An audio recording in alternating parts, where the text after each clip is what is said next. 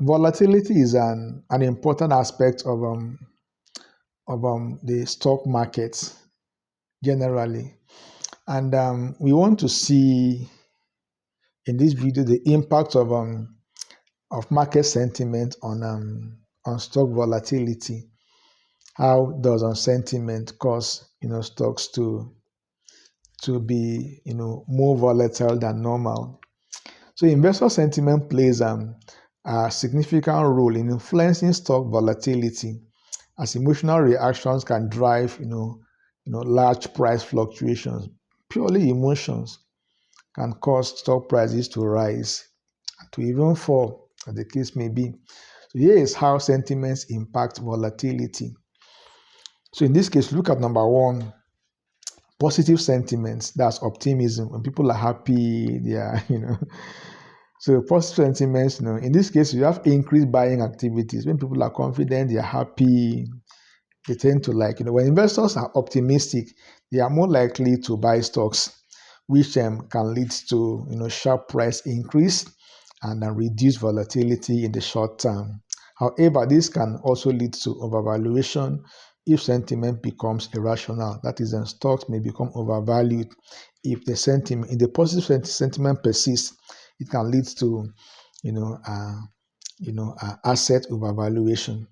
You also need to consider low volatility in bull markets. So in periods of positive sentiments, market stability tends to rise as more investors participate in the rally, leading to a relatively lower volatility. In a case where you discover that the market is in a bullish phase, there's a drop in sentiment. So there's a drop in volatility because of positive sentiments involved. Number two is negative sentiments. That's fear or panic. Optimism is an aspect of positive sentiments, and pessimism, negative sentiment. That's fear and panic. These are all elements of negative sentiments. In this case, you witness increased selling activities. So fear-driven selling can cause rapid declines in stock prices, leading to higher volatility. When fear sets in, people tend to dump their stocks. They sell at a faster pace. So if investors become fearful of an economic downturn, geographical instability, or corporate missteps, they may sell stocks in large volume, causing negative price swings. It might cause stock prices to plummet. So you also look at market correction and crashes. So when the negative sentiments overwhelm the markets, it overwhelms the market, you tend to observe that it can lead to sharp correction or even crashes, where stock prices decline significantly over a short period due to widespread panic. When panic sets in, people tend to dump their stock left, right, and center. They will shouting, sell, sell, instructing their brokers to sell, or just using their apps to get rid of stocks. In that case, discover that the market will undertake a downturn. Number three is hard behavior. So in this case, there's what we call exaggerated volatility. The investor sentiments can drive hard behavior, where large group of investors follow each other's action based on emotions rather than fundamentals. They will just close their eyes to the company's fundamentals, and now they get overwhelmed by hard behavior, by what all other participants are doing in the market, and then they will follow suit. This can cause exaggerated price movements, as I'm seen during speculative bubbles or panic sell-off. When panic sets in, people sell off their positions, and then that will cause the market to go down. And the critical part of it is that these things are not really based on fundamentals. Just human beings are not really rational when it comes to investing. They will just sell off because of waking up in the morning and finding themselves in a particular mood. you know. Well, you could harness that to create wealth in the markets if you know particularly what you are doing. There's also short-term price swings, short-term price swings.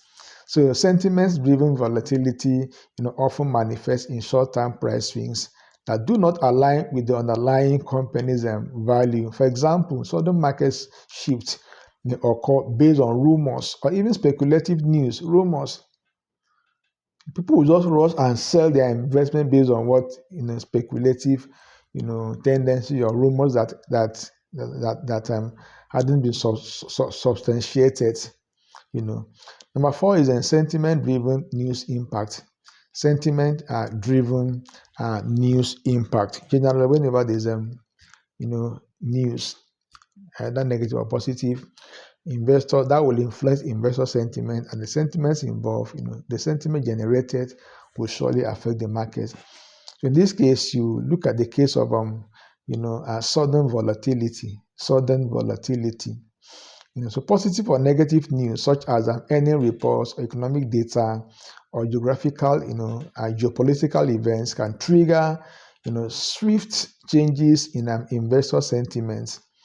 So even small news events can lead to large market reactions, resulting in increased volatility.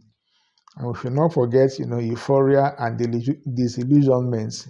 In a case of euphoria, when people become disillusionments. So in periods of extreme optimism, stocks may be driven up far beyond their intrinsic value. In this case, they are overbought. And when sentiment shifts to pessimism, the stock can quickly drop or oversold, increasing volatility. Extreme sentiments, extreme euphoria, there's an overbought situation. Extreme pessimism, there's a kind of oversold tendency, and these actions will cause volatility, in the market. Please like this video and subscribe to this channel if you've not done that. Number 5 is market sentiment indicators. We have, the VIX, that is the volatility index, as well as the put-call ratios. So VIX as a sentiment gauge. How do you use volatility index as a gauge of sentiments? So the VIX, measures market expectations of future volatility based on options and prices. A rising VIX, indicates an increase in fear and uncertainty, often signaling high volatility. Conversely, a decreasing VIX reflects more positive sentiments, and it lowers expected volatility. So this particular, volatility index is a very good indicator to be able to identify the state of the market and to know what to do, accordingly, how to act or behave accordingly. So you also have put-call ratio, the put-call ratio. So a high put-call ratio suggests fear in the market. That is more investor buying puts for protection, which could proceed a higher volatility, while a low ratio indicates more optimism and stability. So this put-call ratio could be employed to gauge the state of the markets, and then could be used to carry out trades appropriately. Number 6 is self-fulfilling prophecies. Self-fulfilling prophecies. So in this case, you have what is called the sentiment cycle. Even sentiment has cycle. It has cycles actually. So investor sentiments can create feedback loops. For instance, a bearish sentiment can lead to more selling, which further depresses stock prices, and further reinforcing a negative outlook. Similarly, a bullish sentiment, can fuel, stock buying, which can drive stock market, prices even higher. And so, in summary, investor sentiment has a profound effect on stock volatility. Positive sentiments can reduce volatility and drive price increases, while negative sentiments can cause heightened volatility through selling and panic. Whenever there's panic selling, it drags stock prices down.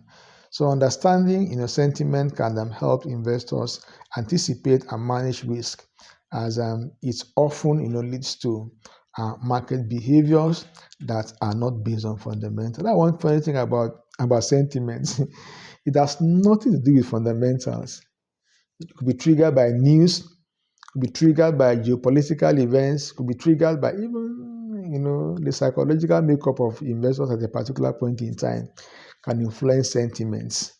All right. And this matter has a tremendous impact on the market generally and stock prices in particular. So we cannot afford to ignore, sentiment when it comes to investing.